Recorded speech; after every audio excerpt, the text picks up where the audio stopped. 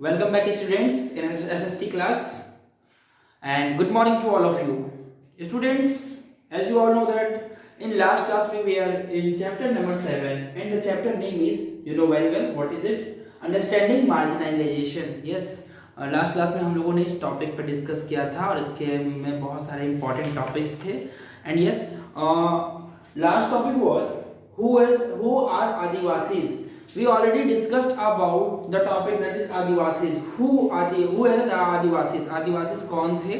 Yes, which kind of persons, which type of persons they actually belong to this communities, this type of community. Okay, so we already discussed about this topic, that is the Adivasis. And yes, after that we already discussed Adivasis and stereotype. Yes, actually आदिवासी के बारे में हम लोगों ने जाना था. आदिवासी कौन थे, कहाँ से आए थे, उनकी लाइवलीहुड क्या थे, कल्चर क्या थे, ट्रेडिशंस, ये सारी चीज़ों पर हम लोग डिस्कस किया था. फिर आगे हमने पढ़ा था यार आदिवासी एंड स्टीरियोटाइप्स के बारे में हम लोगों ने डिस्कस किया था कि क्या स्टीरियोटाइप्स जो है, जैसे कि इसको हम लोग कह सकते हैं रूढ़िवादी, जैसे आदिवासी को क्यों अक्सर देखा जाता है, क्यों एक इमेज बन गई इनको लेके, जो कुछ मैंने डिस्कस किया था. उनके वे ऑफ कह सकते हैं लाइवलीहुड है, कल्चर है, इन सब चीज़ों को लेके कहीं ना कहीं एक स्टीरियोटाइप वर्ड जो है जो इनके साथ लग चुका है. यस, इसके बाद से आज जो हम डिस्कस करने वाले हैं that is the Adivasi and development. Yes, आदिवासी और डेवलपमेंट को लेकर आज हम डिस्कस करेंगे. क्या आदिवासियों के साथ वाकई में डेवलपमेंट नाम की कोई चीज जो थी वो एक्सेस हुई थी, या फिर कह सकते हैं कि जैसे उनकी लाइवलीहुड आज से 200 साल पहले थी, आज भी बिल्कुल वैसी इन सब चीजों को डिस्कस करेंगे. Right, and next topic is minorities and marginalisation. Yes, marginalisation का जो एक्चुअली बेसिक रिलीज कह सकते हैं रिलेशन जो है that is from minorities. Minority यानी अल्पसंख्यक. अल्पसंख्यक समाज के लोग जो होते हैं, हमारे समाज में बहुत सारे लोग हैं जो अल्पसंख्यक में आते हैं, उनके साथ अक्सर मार्जिनाइजेशन वर्ड जो है जुड़ा होता है. ये मार्जिनाइजेशन उनके साथ देखने को मिलता है. अब मैंने पहले भी बताया आप लोगों को, on the basis of race, caste, right, language, maybe its color, इन सब चीजों के आधार पर कहीं ना कहीं मार्जिनाइजेशन या फिर चॉइस, इंटरेस्ट भी इस पर इंक्लूड हो सकता है. ये सारी चीजें कहीं ना कहीं डिसाइड करती है कि जो माइनॉरिटीज हैं वो मार्जिनलाइज हैं. राइट, और ये सिर्फ माइनॉरिटीज के साथ नहीं है, बाकी किसी के भी साथ हो सकता है, लेकिन जनरली हमारे सोसाइटी में जो माइनॉरिटीज हैं इस चीज के लिए बेसिकली इस चीज के लिए जाने जाते हैं, उनके साथ इस चीज को ज्यादा जोड़कर देखा जाता है. फिर मुस्लिम्स एंड मार्जिनलाइजेशन. यस, अगर मार्जिनलाइजेशन की बात हो रही है तो मुस्लिम का नाम अटैच होना बिल्कुल सही है. नहीं, बिल्कुल सही, दैट मींस कि बिल्कुल जेन्युइन है. बिकॉज अक्सर जब भी मार्जिनेशन की बात होती है तो हम हमेशा अल्पसंख्यकों को इस तौर पर देखते हैं, और जब भी मुस्लिम की बात आती है नो डाउट हमारे कम्युनिटी यानी कि इंडिया में मुस्लिमों को माइनॉरिटीज के कैटेगरी में रखा गया है. ये आप सब जानते हो, बिकॉज जो है वो अल्पसंख्यक बहुत ही उनकी संख्या जो in compare to other religions, right, मुस्लिमों की संख्या जो बहुत कम है, इसलिए उन्हें माइनॉरिटीज करके भी नाम दिया गया. ठीक है, तो टुडे आज हम इस चीज को जानेंगे बेसिकली कि आदिवासी एंड डेवलपमेंट. ये डेवलपमेंट वर्ड है, क्या ये वाकई में आदिवासियों के साथ फिट होता है या फिर डेवलपमेंट का कोई और मीनिंग है? इस मीनिंग को जरा समझने की कोशिश करते हैं. So let's see. इसमें कहता है as you have already read in our history text book, forest are absolutely crucial for the development of all empires and settled civilisation in India. बिल्कुल सच बात है, फॉरेस्ट जो है बहुत ही अहम भूमिका निभाती है. चाहे वो कितना भी बड़ा से बड़ा एम्पायर क्यों ना हो, वो अपना एक अलग भूमिका, एक अलग अहमियत रखती है फॉरेस्ट. ये हम सब जानते हैं, चाहे कितना बड़ा रूलर क्यों ना हो. यस, कहता है mental ores like iron and copper and gold, silver, coal, diamond, invaluable timber, most medicine, herbs and animal products like wax, like honey, and animals themselves, elephant and ministry of imperial armies. ये सारी चीजें कहीं ना कहीं इन सब का या तो कह सकते हैं कि ताल्लुक फॉरेस्ट है, या फिर ये सारी चीजें कहीं ना कहीं फॉरेस्ट से ही आती हैं, जिन चीजों के नाम मैंने अभी लिए. ठीक है, all come from the forest. Yes, हम सब जानते हैं, और फॉरेस्ट कहीं ना कहीं हर मायने में हमारे लिए बहुत ही प्रॉफिटेबल है, फ्रूटफुल है. Yes, in addition the continue the constitution of the life Continuation of the life depend heavily on the forest that help recharge many of Indian river and becoming clear now crucial availability of the quality of the around water। और इतना ही नहीं, forest से यह सारी चीजें तो हमें अवेलेबल होती हैं, यस हम उसे गेन कर पाते हैं, बट इसके बाद भी फॉरेस्ट के और भी बहुत सारे अपने इम्पैक्ट है, एक कह सकते हैं उसके फायदे हैं। वो नदियों को कहीं ना कहीं जीवित रखने में फॉरेस्ट का बहुत बड़ा इंपॉर्टेंट रोल होता है, जो वाटर लेवल है उसको भी मेंटेन करने में, यस आप सब जानते हो फॉरेस्ट का बहुत प्रोमिनेंट रोल होता है।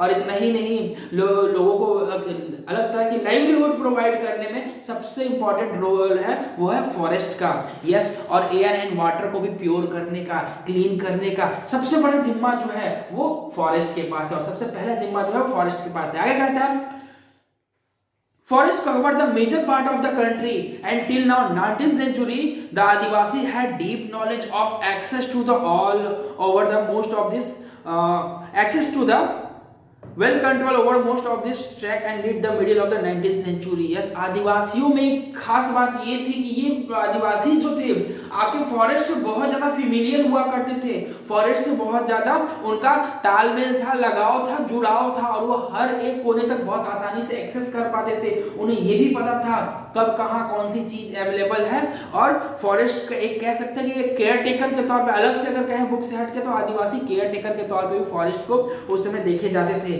यहाँ तक कि 19वीं शताब्दी के बीच तक ये चलता रहा। आगे कहता है this mean that they were not ruled by large state and empires. का मतलब ये भी है कि आदिवासी किसी भी के थ्रू भी नहीं रूल किए जाते थे, ना ही किसी एम्पायर का उस पर दबदबा था। वो लोग पूरी तरह से इंडिपेंडेंट थे क्योंकि पूरा फॉरेस्ट उनका था और वो बेसिकली उस फॉरेस्ट से जुड़े हुए थे। Instead, often the empire heavily depend on Adivasi for the crucial access to the forest। कहीं ना कहीं जितने भी एम्पायर्स थे वो आदिवासियों पे डिपेंडेंट थे, क्योंकि आदिवासियों का एक्सेस जो था फॉरेस्ट पे बहुत ही इजी वे में था। वो हर वो जगह, हर वो चीज फॉरेस्ट से गेन होने वाले हर वो बेनिफिशियल चीज को से वो फेमिलियर थे। तो कहीं ना कहीं किसी भी एम्पायर के लिए ये चीज या किसी भी किंगडम के लिए आदिवासियों का होना बहुत ही इंपॉर्टेंट था। आदिवासी कहीं ना कहीं उनके लिए एक कह सकते हैं crucial dependent on the Adivasi for the crucial access, yes crucial access to the forest. आगे कहता है to the resources. This is radically contrary to our image of Adivasi today as somewhat migrate, yes somewhat marginal in powerless community। लेकिन इन सब के बावजूद कहीं ना कहीं आज की अगर हम बात करें, आदिवासियों की चर्चा करें, एक समय था जो आदिवासियों का एक्सेस बहुत ही जरूरी था और बिना आदिवासियों के कह सकते हैं कि किसी भी एम्पायर को रन करना मुश्किल। लेकिन आज के डेट में आदिवासियों को बहुत ही एक अलग नजरिए से, एक अलग ही उनकी छवि बनकर रह गई है हमारे समाज में, या फिर यूं कह लें कि उन्हें पावरलेस समझा जाता है, उन्हें एक अलग ही कम्युनिटी का दर्जा दे दिया गया कि वो आदिवासी हैं। लोगों का पॉइंट ऑफ व्यू भी उनके प्रति बदल चुका है, नजरिया जो है वो बदल चुका है। यस कह रहे हैं in the pre colonial world they were traditionally ranged hunter gatherers and nomad and live by the shifting agriculture and also cultivated in one place। yes एक समय था कि वो भी hunter gatherers की तरह जिया करते थे, nomads की तरह जिया करते थे और shifting cultivation भी करते थे। कभी कभी तो किसी एक पर्टिकुलर प्लेस पे भी वो कल्टीवेशन किया करते थे, वन प्लेस पे। although these remain for last past 200 years Adivasi have been increasingly forced through the economic changes। yes और लगभग ये तो बात थी 200 साल पहले की, लेकिन लगभग इसके दरमियान आदिवासियों में एक कह सकते हैं फोर्सली चेंजेस देखने को मिले, जबरदस्ती कह सकते हैं फोर्सली या फिर बलपूर्वक कुछ चेंजेस देखने को मिले हैं। और वो चेंजेस चाहे वो इकोनॉमिक चेंजेस हो या फिर फॉरेस्ट पॉलिसीज हो and political forces apply by the state and private industry. और ये जो फोर्सेस थे ये कहीं ना कहीं प्राइवेट इंडस्ट्रीज या फिर कह सकते हैं कि पॉलिसीज, फॉरेस्ट पॉलिसीज थी, ये सारी चीजें इनको इफेक्ट की। पहले तो था कि आदिवासी बेझिझक किसी भी जगह पे एक्सेस, जंगल किसी भी कोने में किसी भी जगह पे एक्सेस कर पाते थे बहुत इजीली। लेकिन जब से फॉरेस्ट रूल एंड रेगुलेशंस आ गए, राइट, और जैसे जैसे कह सकते हैं कि प्राइवेट इंडस्ट्रियों का दबदबा बढ़ा, तब से इनकी लाइवलीहुड जो है कहीं ना कहीं इफेक्टेड होते गई। कैसे? To migrate to the life to the worker in plantation. और इन्हें अंततः प्रवासी बनना पड़ा। प्रवासी यानी कि एक जगह से वो जंगलों को छोड़कर माइग्रेट करना पड़ा। और किस चीज के लिए? Migrate to the life of the workers in plantation, plantation में वर्कर के तौर पर उन्हें माइग्रेट करना पड़ा। एट कंस्ट्रक्शन साइट पे भी उन्हें विजिट करना पड़ा। विजिट नहीं, उन्हें फोर्सली इस चीज के लिए मजबूर किया गया कि आप कंस्ट्रक्शन साइट पे जाकर काम करो। In industry and the democratic domestic workers, कभी कभी तो इंडस्ट्री और डोमेस्टिक वर्कर के तौर पर उनसे काम करने के लिए मजबूर किया गया। उन्हें माइग्रेट किया जाने लगा आदिवासियों को, क्योंकि आदिवासियों को हम कह सकते हैं पावरलेस समझते थे। उनको अलग अलग ही कम्युनिटी के हम लोग समझते थे कि अलग कम्युनिटी से हैं वो लोग। For the first time in history they do not control over और have much direct access to the forest. इतिहास में पहली बार हुआ था जब आदिवासियों पे किसी का दबदबा हुआ था, आदिवासियों पे किसी का अधिकार हुआ था, क्योंकि लगभग 200 साल पहले और लगभग करीबन 200 सालों तक या उससे और भी कई अधिक सालों तक आदिवासी जो थे फ्रीली पूरे जंगल में कहीं भी एक्सेस कर पाते थे। लेकिन एक समय आया, ठीक है, आदिवासियों पे कहीं ना कहीं माइग्रेट होने के लिए उन्हें फोर्स किया जाने लगा, चाहे वो फैक्ट्री साइट पे हो, कंस्ट्रक्शन साइट पे हो या प्लांटेशन के लिए वर्कर हो। इन सब चीजों पे कहीं ना कहीं बहुत सारे सोशली एंड इकोनॉमिकली चेंजेस देखने को मिले, राइट। तो कह सकते हैं डेवलपमेंट तो इसे नहीं कहेंगे, क्योंकि ये उनका ओरिजिनल लाइवलीहुड से हट के और कहीं ना कहीं माइग्रेट किया गया, वो माइग्रेट होने लगे, तो इसे हम डेवलपमेंट ना कहेंगे, चेंजेस जरूर कहेंगे। लेकिन जो पॉजिटिव डेवलपमेंट होने चाहिए वो ना होके जो वे ऑफ लाइवलीहुड था टोटली बदल गया socially and economically.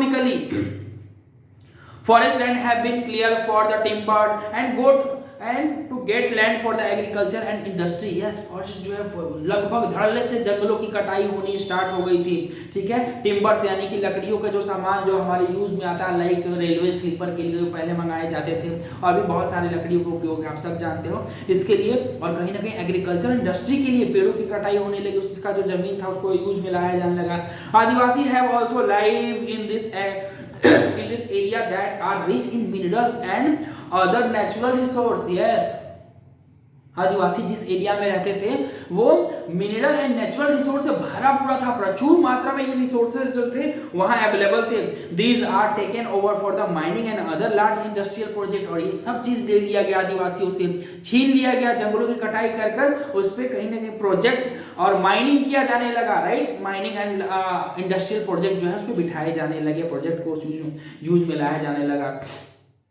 Powerful forces have often collude to take over the tribal land. Much of the time the land were taken away forcefully and producers are not followed. Yes, और कभी कभी तो क्या हुआ कि वो जो जमीन जो आदिवासी कभी कभी माइग्रेट होने को इनकार करते थे और वो अपने लैंड को छोड़ने से इनकार कर डिनाई करते थे, तो कहीं ना कहीं उनसे फोर्सफुली वो सारे लैंड जो है वो उनसे छीन लिए जाते थे, उनसे ले लिए जाते थे। और इतना ही नहीं, जो प्रोसीड्यूर्स जो थे जो उसे भी फॉलो नहीं किया, जो मर्जी में जितने रूल रेगुलेशन थे उसे साइड करके जो मर्जी में आए वो वहाँ के जो फोर्सफुली वहाँ कह सकते हैं कि जो सिविलाइजेशन था उस समय का, वहाँ के जो पावर थे, वहाँ के कॉलोनियल ऑफिशियल्स थे, उन लोगों ने इस तरह के बहुत सारे उन पे कह सकते हैं ऑफेंसिव चीजों का इस्तेमाल करके उन्हें बेदखल कर दिया। Finally according to official figure more than 50% of person displaced. Yes, ये पॉइंट करने लगे, पेंसिल से आप पॉइंट कर सकते हैं। अकॉर्डिंग टू ऑफिशियल फिगर, या अगर ऑफिशियल आंकड़ों पर ध्यान दें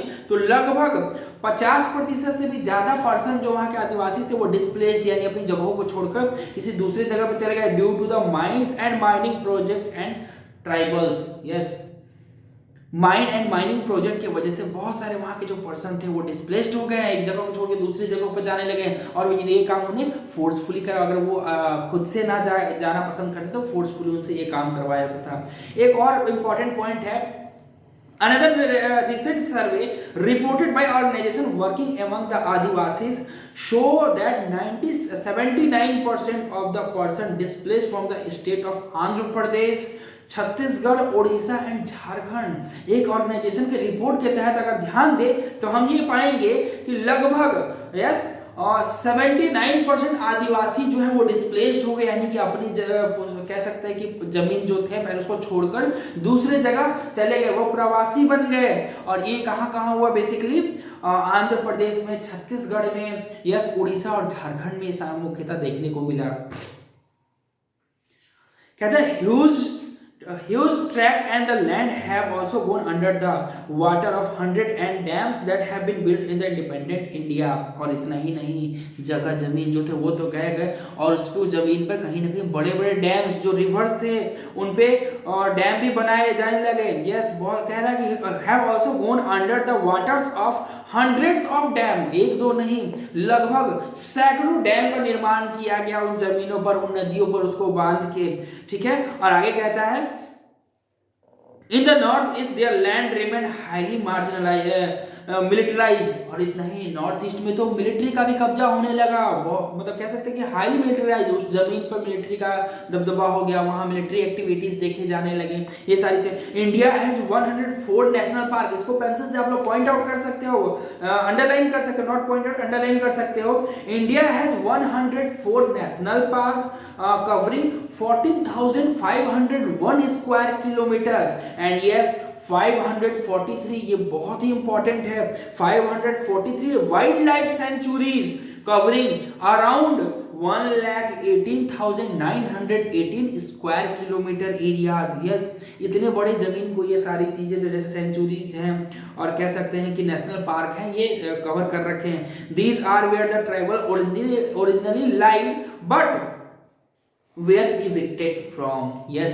ये वैसे जगह हैं, इतने बड़े बड़े जो स्क्वायर किलोमीटर में आप जो आंकड़े देख रहे हो, ये वैसे जगह है जहां पे बेसिकली आदिवासी जो थे या फिर कह सकते हैं ट्राइबल जो ग्रुप थे, आदि जो समूह था, वो कहीं ना कहीं इस जगह से ही बिलोंग करता था और लास्ट में उन्हें इस जगहों से बेदखल कर दिया गया। ये उनकी जमीन थी, ये उनका इन्वायरमेंट था, ये उनका जंगल था, उनका लैंड एंड रिवर हुआ करता था, क्योंकि ये इसकी देख एक्सेस तो जानते थे, साथ साथ इसकी देख रेख भी करते थे, इसे कंजर्व भी किया करते थे, मगर अंततः उन्हें इस जगह से इविक्टेड यानी बेदखल कर दिया गया। Yes, where they continue to stay in this forest they are term to encroachers. और उन्हें बाद में लास्ट में क्या किया, उस जगह को उस जगहों से उन्हें बेदखल तो किया गया, साथ साथ उस पर अतिक्रमण कर लिया गया उस जगहों पर। यस, एक और इंपॉर्टेंट पॉइंट है, losing their land and access to the forest mean that tribal lose the main source of livelihood and food. बहुत ही इंपॉर्टेंट है। हाँ, अगर जगह जमीन और आपके फॉरेस्ट आपके हाथों से निकल गए तो कहीं ना कहीं आपके जीवन का, आपके दिनचर्या का मुख्य स्रोत जो है वो आपके हाथों से निकल गया। और ऐसा हुआ था आदिवासियों के साथ। Having gradually loss of access their traditional homeland में Adivasi migrated to the city in search of work where they are employed for a very low wages. Yes, this is a very big paradox for all of, not only for Adivasis but all society for the all societies। yes, local industry and the building and construction site। अब जहां वो एक तरफ उनकी कह सकते हैं कि जिन जगहों से, जिन लैंड से, जिन फॉरेस्ट से, जिन नदियों से उनकी जीवनचर्या चलती थी, उनकी लाइवलीहुड सर्वाइव किया करते थे, वो उनके हाथों से चले गई, तो कहीं ना कहीं अंततः वो माइग्रेट होने लगे, प्रवासी होने लगे और काम के तलाश में, काम के सर्च में वो एक जगह से दूसरी जगह यानी शहरों की तरफ अपना रुख किए, मोड़ लिए, जहां पे वो जाने के बाद बहुत ही लो वेजेस में, बहुत बड़ा पैराडॉक्स था उनके लिए और पूरे समाज के लिए कि बहुत ही लो वेजेस में वो काम करने को मजबूर हुए। कहाँ? लोकल इंडस्ट्री में, बिल्डिंग्स कंस्ट्रक्शन साइट्स पे, राइट, इन सब जगहों पे बहुत ही कम, कह सकते हैं जेन्युइन चार्ज के थ्रू वो लोग इस चीज पर काम करने को तैयार, बिकॉज उनका जो मेन सोर्स ऑफ लाइवलीहुड था वो छीन चुका था। They thus get caught in a circle of poverty and deprivation। yes, अब कह सकते हैं इन सब के कारण वो बहुत ही भारी गरीबी की पकड़ में जाने लगे, गरीबी की पकड़ में आने लग गए थे। इतना ही नहीं, 45% of tribal group in rural area and 35% in urban area lie below the poverty line. Yes, this is very important and जो पेंसिल से आपको अंडरलाइन करना चाहिए कि क्या है, 45% ऑफ द ट्राइबल ग्रुप्स जो है, लगभग 45% ट्राइबल ग्रुप जो है जो कि रूरल एरिया से बिलोंग करते हैं और 35% जो है अर्बन एरिया से जो बिलोंग करते हैं। यस, उनका कह सकते हैं कि वो लोग लगभग that is area line below the poverty line, यानी कि वो बीपीएल में काउंट होते हैं, कंसीडर होते हैं, यानी कि बिलो पॉवर्टी लाइन, गरीबी रेखा के नीचे अपने जीवन को है सर्वाइव करते हैं। ये कंडीशन है उन ट्राइबल्स ग्रुप का, उन आदिवासियों का। Yes, This land and deprivation of in other area, many tribal children are malnourished and literacy rates among the tribal are also very low। और यही कारण था कि उन आदिवासियों, उन ट्राइबल ग्रुप्स के जो बच्चे थे वो कह सकते हैं कुपोषण का शिकार होने लगे, भरपूर पोषण उन्हें नहीं मिलने लगा। और कहीं ना कहीं ये कह रहे हैं कि लिटरेसी और जो उनकी साक्षरता दर थी उन आदिवासियों की, वो भी डे बाय डे कह सकते हैं कि डाउनवर्ड या फिर स्टेबल या फिर अपग्रेड नहीं हो रही थी, उसी पे स्टेबल थी, बहुत ही लो थी हम कह सकते हैं।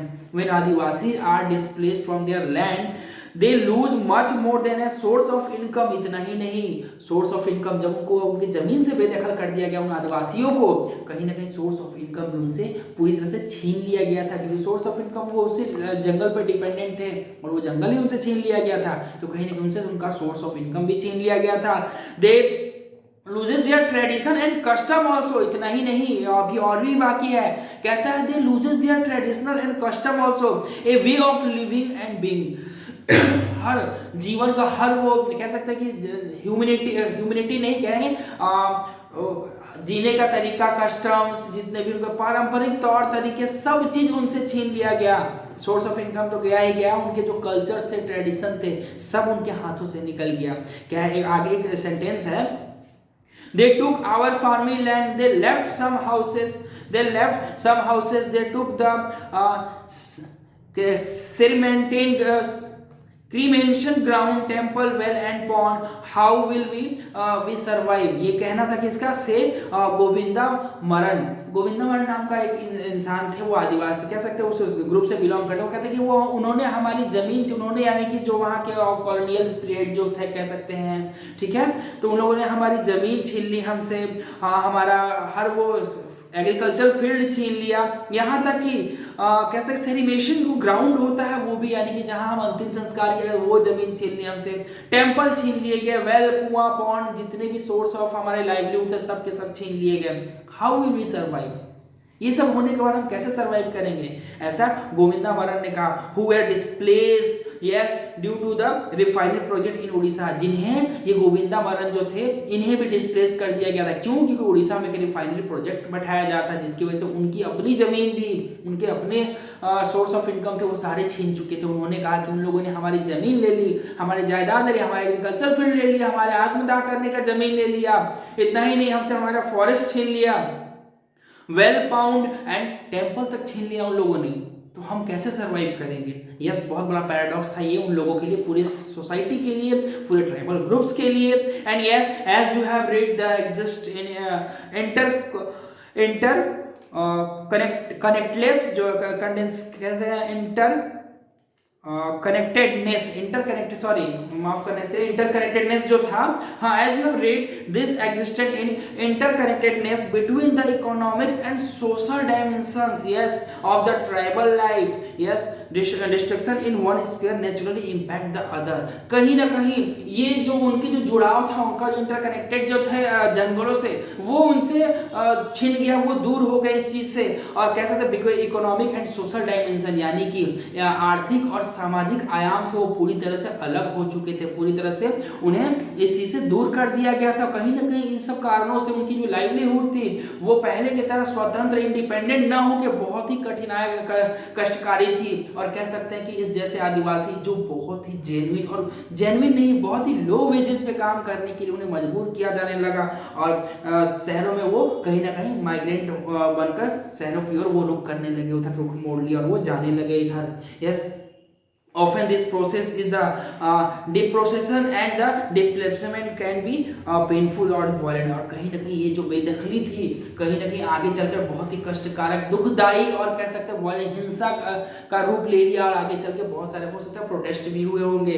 ठीक है, आगे हम देखते हैं माइनॉरिटीज एंड मार्जिनाइजेशन। यस, अब माइनॉरिटीज के साथ कैसे मार्जिनाइजेशन, यानी कि अब मैं कह दूं, अभी मैंने समझाया आपको आदिवासियों का कंडीशन, ठीक है, कैसे उनके डेवलपमेंट को लेके ये चीजों को मैंने बताया। अब हम समझेंगे माइनॉरिटीज का जो है मार्जिनेशन से क्या रिलेशन, जरा देखते हैं। In unit 1 you read the constitution provide safeguard to the religious and linguistic minority as part of our fundamental rights। Yes, why do you think this minorities group have been provided to a safeguard?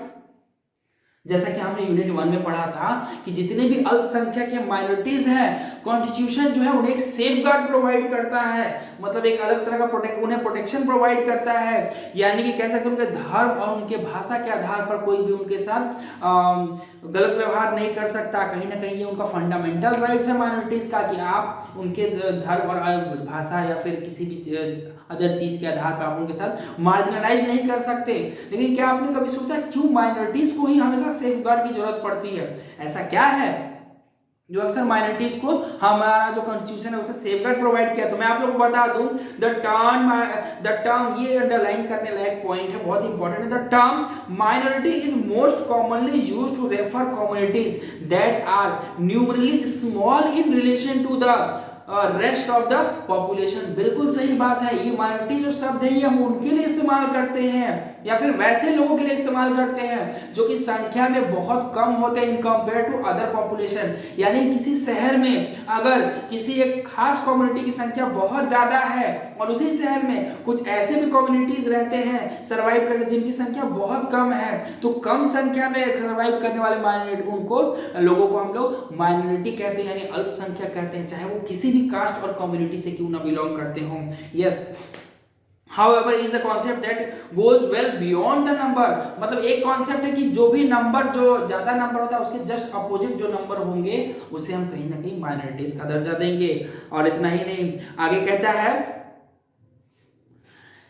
it encompasses issue of power, access to the resources and social and cultural dimension। yes, और कहीं ना as you read in unit 1, the Indian constitution recognize that the culture of the majority influence the way in which the society and govern might express themselves। in such cases size can be a disadvantage and lead the marginalization of the relatively smaller communities। बिल्कुल सच बात कही गई है। अगर मैं इससे हट के आपको बात बताऊं तो कहीं ना कहीं अक्सर आप देखते हो किसी एक पर्टिकुलर जगह पर अगर किसी विशेष व्यक्ति समूह जो रहती है, व्यक्ति कह सकते हैं कम्युनिटी जो सरवाइव करती है, अगर उस कम्युनिटी में कोई दूसरी कम्युनिटी यानी कि जो माइनॉरिटीज अगर वहां सरवाइव करते हो, कहीं ना कहीं अक्सर जो मेजोरिटीज जो होते हैं उनका दबदबा ज्यादा होता है और वो अक्सर अपने अकॉर्डिंगली उसके ऊपर हो सकता है कभी कोई ट्रीट करते हैं और कहीं ना कहीं आगे चल के एक अलग ही रूप ले लेता है, अलग ही आने लेता है। आपने देखा जो माइनॉरिटीज यानी सॉरी जो मेजोरिटी में होते हैं, ठीक है,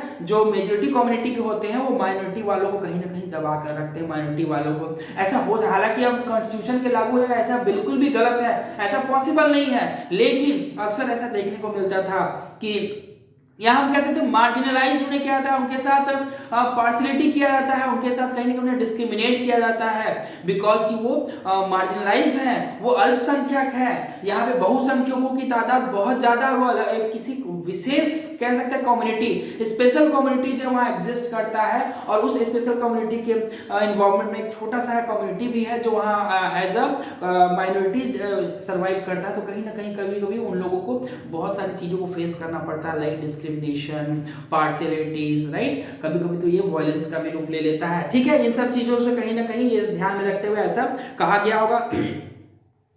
आगे कहता है, एक और आगे मैं बताऊं, दे ऑल्सो प्रोटेक्ट देम, इसको भी अंडरलाइन कर सकते हैं।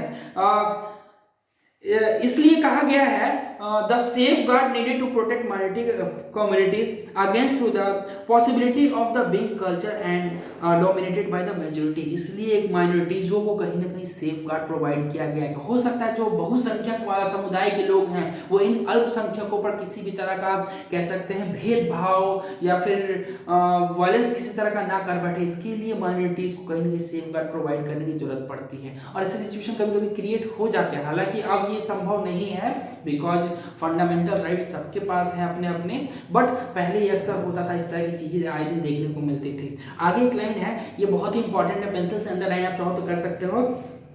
They also protect them against any discrimination and disadvantage. ये सबसे इंपॉर्टेंट तो डिस्क्रिमिनेशन एंड डिसएडवांटेजेस। डिस्क्रिमिनेशन जो कि मैंने बता दिया, और दूसरा है disadvantages that they may face. हाँ, अक्सर उन्हें डिसएडवांटेजेस का सामना करना पड़ता है, डिस्क्रिमिनेशन का सामना करना पड़ता है given certain condition. Community that are small in number related to the rest of the society may feel insecure about their lives. कभी कभी तो अपने जीवन को लेकर वो इनसिक्योर फील करते हैं जो अल्पसंख्यक वाले होते हैं, क्योंकि बहुसंख्यकों का कहीं ना कहीं उनके साथ भेदभाव करना, डिसएडवांटेजेस, उनके बेसिक नीड्स से उन्हें वंचित कर देना, ये सारी चीजें सॉरी पहले देखने को मिलती थी। ठीक है, तो इन सब चीजों को ध्यान रखकर कहीं ना कहीं कॉन्स्टिट्यूशन जो है वो अल्पसंख्यकों को, माइनॉरिटीज को एक सेफ गार्ड प्रोवाइड करता है। Yes, asset and well-being. This sense of insecurity may be accentuated and the relation between the minority and majority community are the fault. Yes, the constitution provides this safeguard because एक और underline करने लायक यहाँ line है, बहुत important है।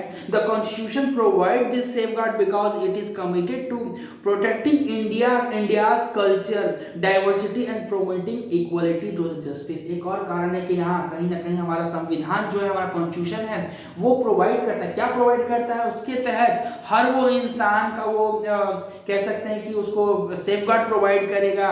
ठीक है, because it is committed, क्योंकि उसने इस चीज का दावा किया है। संविधान हमें इस चीज के पावर देता है कि हम अपने फंडामेंटल राइट्स का इस्तेमाल करते हुए, ठीक है, इंडिया के हर कल्चर, हर डाइवर्सिटीज, यस, और इक्वलिटी को कहीं ना कहीं कॉन्स्टिट्यूशन प्रोवाइड बरकरार रखेगा। उसने कमिट किया है, तो कहीं ना कहीं इसलिए इस सब चीजों को देखते हुए माइनॉरिटीज को सेफ गार्ड प्रोवाइड किया गया है, और ये बहुत ही जरूरी है। As you have already read in chapter number 5, the judiciary play a crucial role. Yes, this line is also important, so underline it with the pencil. Yes, in chapter 5 हमने पढ़ा था the judiciary, yes, play a crucial role in upholding the law and enforcing the fundamental rights. Every citizen of India approaching to the court if they believe that the fundamental right have been violated.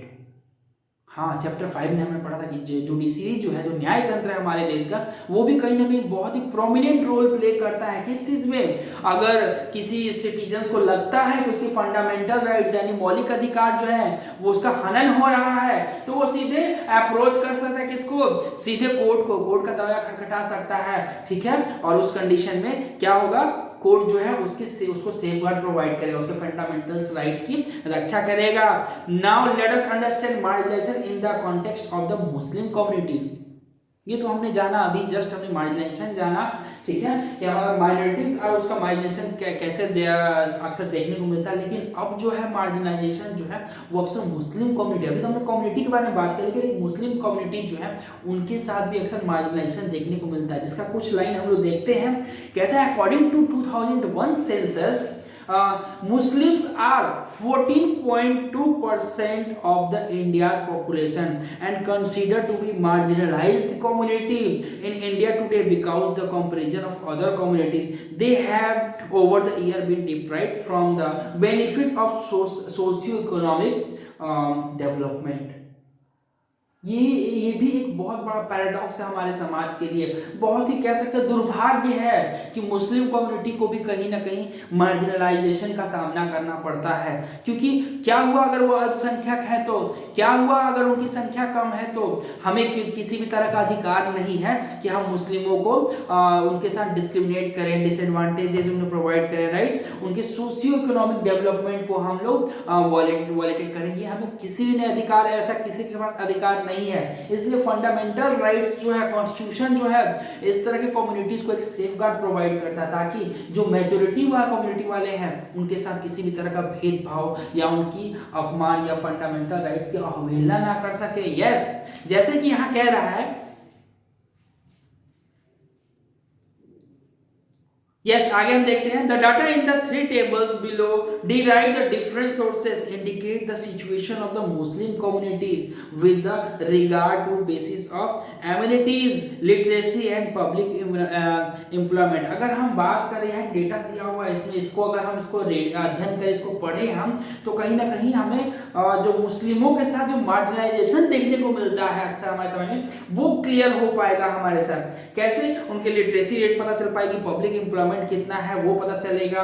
Read the table below, what do you think this tables tell us about the socio economic status of the Muslim community. अगर हम इसको पढ़ते हैं तो क्या हमें पता चल पाता है? देखिए कैसे सोशियो इकोनॉमिक कंडीशन जो है मुस्लिम कम्युनिटी, कैसे जरा देखते हैं। यहाँ पे दिया रिलीजियस कम्युनिटी के बारे में दिया है कॉलम में, ठीक है। आगे है एक पक्का हाउस, फिर इलेक्ट्रिसिटी एंड टैप वाटर। जरा देखते हैं कौन सी रिलीजन का क्या कंडीशन है इन तीनों के रिगार्डिंग।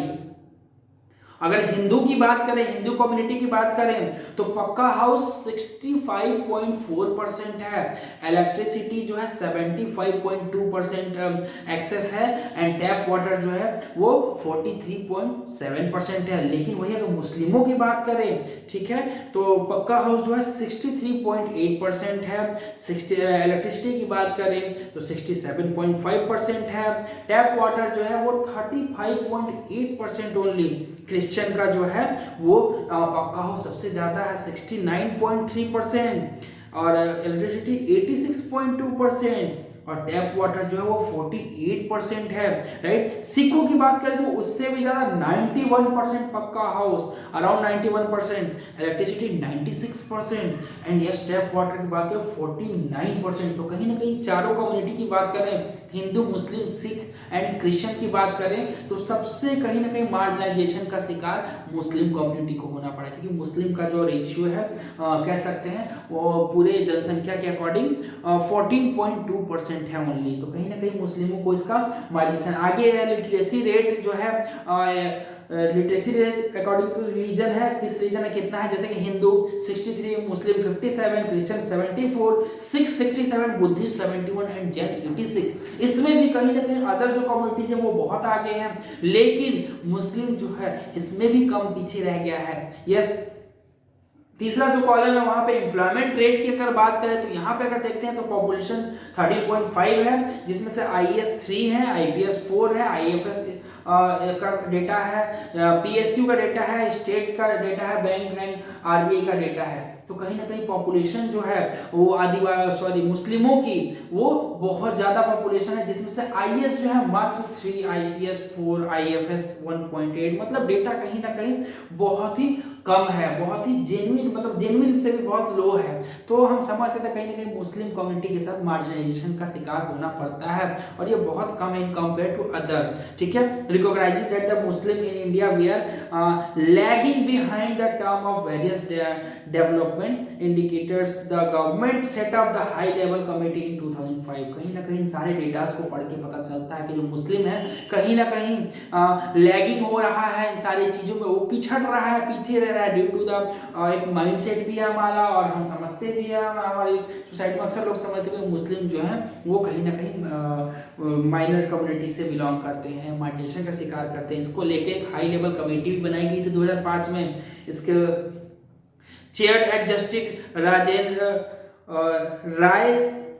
राजेंद्र करके हैं, वो इसके चेयर थे, जस्टिस कमेटी के कहीं ना कहीं चेयरपर्सन थे, जिन्होंने to committee examine the social, economic and educational status of Muslim community in India. इस कमेटी का गठन इसलिए किया गया था कि कहीं ना कहीं जो मुस्लिम कम्युनिटी है इनके social, economic and educational status को रीड करने के लिए, right. Muslim community of the India it suggest that on a range of social, economic and educational indicators the situation of the Muslim community is comparable to the of other marginalized community like scheduled caste and scheduled tribe. For example, according to the report of the averages year of schooling Muslim children between the age of 7 to 16, अगर एक example के तौर पर देखें तो कहीं ना कहीं सबसे पहले तो हम ये बताएं कि कहीं ना कहीं मुस्लिमों को मार्जिनलाइज किया गया in compare to other communities, ठीक है। और आगे एक एग्जांपल की बात करते हैं, according to report average year of the schooling for Muslim बच्चों के लिए जो औसत आयु जो थी लगभग 7 से 16 साल is much lower than the other socio religion communities.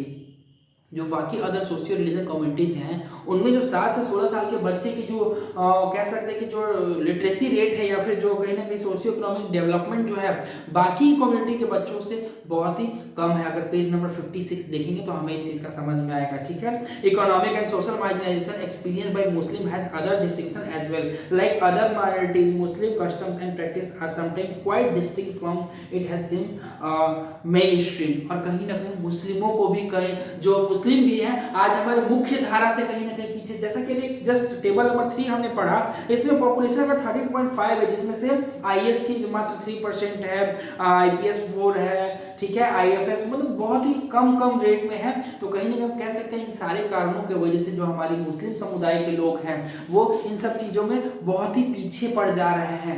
कहीं ना कहीं इसके लिए कमेटी का भी गठन किया गया जिसपे इस चीज को अध्ययन करने के लिए कहा गया कि क्या बात है मुस्लिमों के साथ सोशियो इकोनॉमिक डेवलपमेंट पूरी तरह से नहीं हो पा रहा और सारी कम्युनिटीज़ की तुलना में ये कहीं ना कहीं पीछे रह जा रहे हैं, राइट।